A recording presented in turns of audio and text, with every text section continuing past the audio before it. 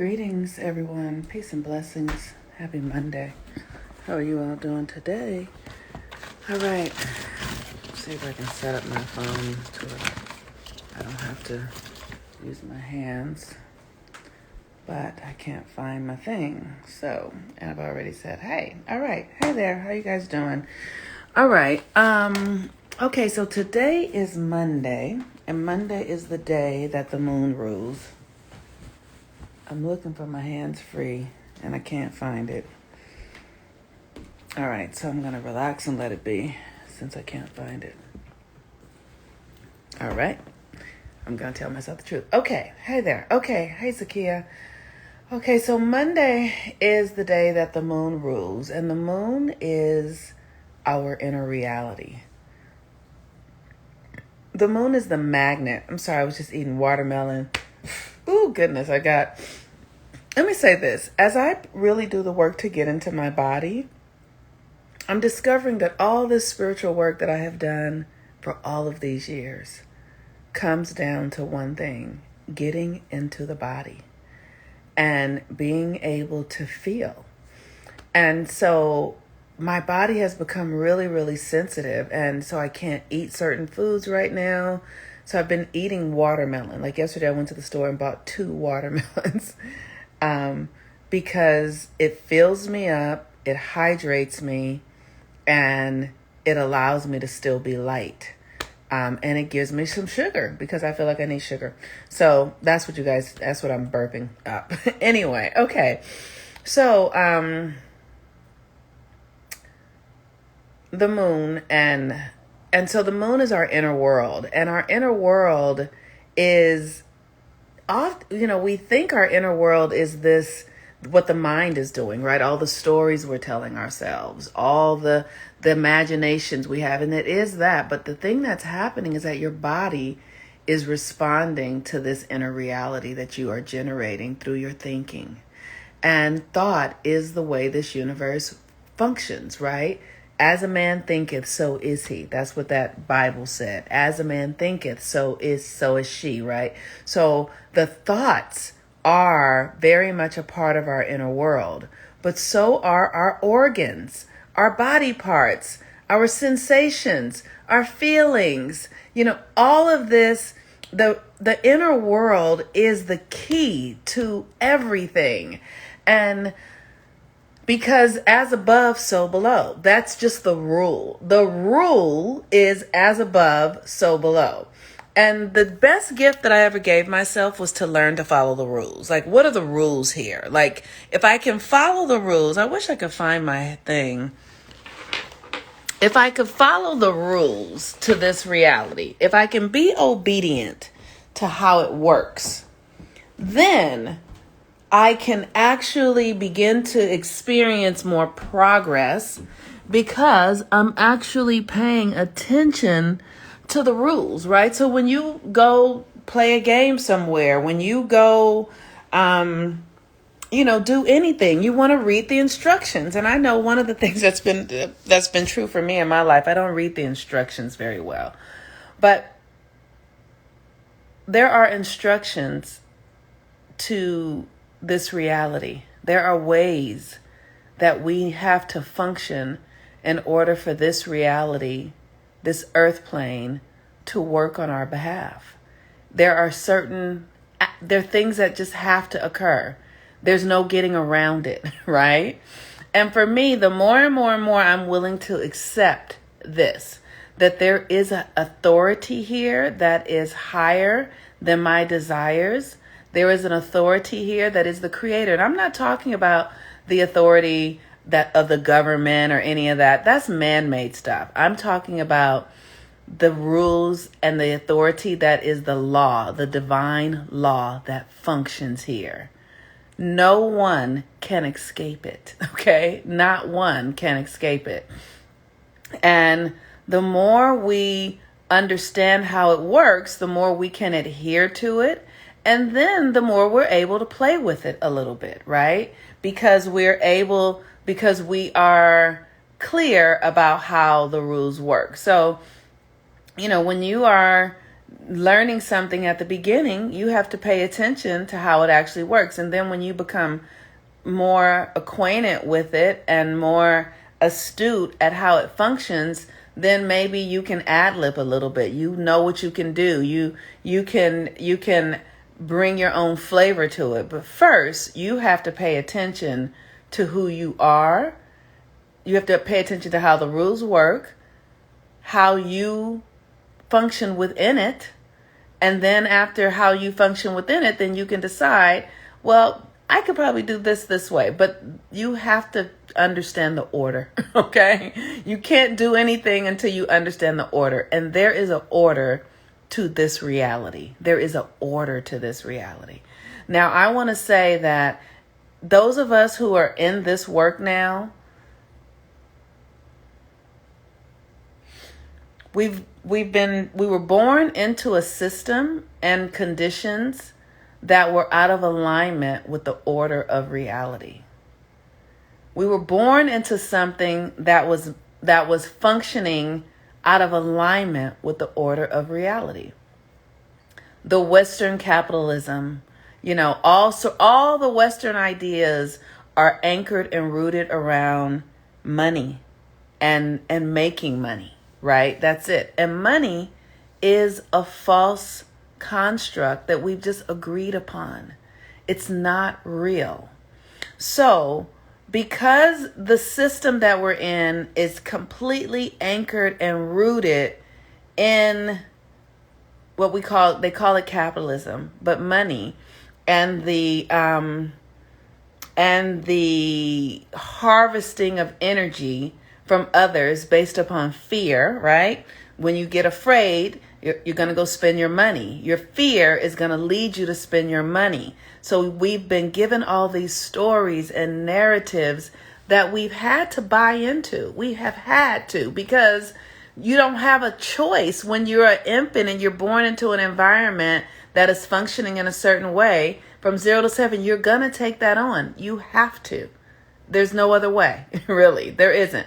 We take it on to varying degrees according to our nurturing, according to our families and our environments, our karma. But you have to take it on because that is the system that is in place. Now, the work that we're doing now is to free ourselves from it, from our mindsets that have bought into it. So for me, right, this moon is in Gemini. And Gemini is about the story that we tell ourselves. Gemini is our perceived reality, and perception is born in your childhood. Perception comes from the things that you saw your mother and father do, that you believed because you were a child and you didn't have the mindset to really understand what was going on. Perception are the stories that we make up as children that we then go into the world and take and make meaning of. Perception are the meanings that we create, right? So like I've shared with you guys before, my father told me that white people were evil, white people were out to get me, white people were out to get him. So when I went out into the world and I watched TV, that story was in my consciousness of what my father, and then I perceived that. Or something like it everywhere I went, because that was what I was seeded with. That's the perception I was seeded with. That became a part of my inner reality, a part of the narrative that I was telling myself as a child. We do it in all sorts of ways. We tell ourselves we're not enough because such and such didn't say hello to us. Because our mother had a bad day, we tell ourselves we're not lovable. All these things become constructs in our minds that we then begin to take on as feelings in our body, and then we begin to function and move through the earth that way. I took on so many of these stories because of stories around money, right? This is poor, this is rich. This is good, this is bad. The stories of the economy. This is happening, this is this. All of these stories became a part of the seeds of my consciousness. And now, as I'm understanding that that is a false reality, I am currently looking at these narratives and how I have aligned myself to them. How is it that I am believing that money is my source, that money is the thing that makes me safe? Where is it that I am holding on that, if I don't have enough of it, then I'm not good. If I have this, these are all narratives that are seeded from the constructs of the social conditioning of capitalism, which is a predatory system that needs to prey on people's vulnerabilities. So I'm asking myself, because I know the system is coming undone, because I read the astrology, because I'm a timekeeper, I know what's happening. And what I know is that the universe responds to energy, and that is all. So I am going to feel the energy of these old constructs and where they live inside of me, and then begin to do the work to reprogram them. To reprogram these belief systems, these stories that I have been, hello, Rasta Mario, Marley, these stories that I have been that I have been conditioned to believe, the things that I have been, because what happens is, if you see a number like 20,000, what does your body do with that? If you see a number like 200, what does your body do with that? These things, this is programming and conditioning. This is programming and conditioning.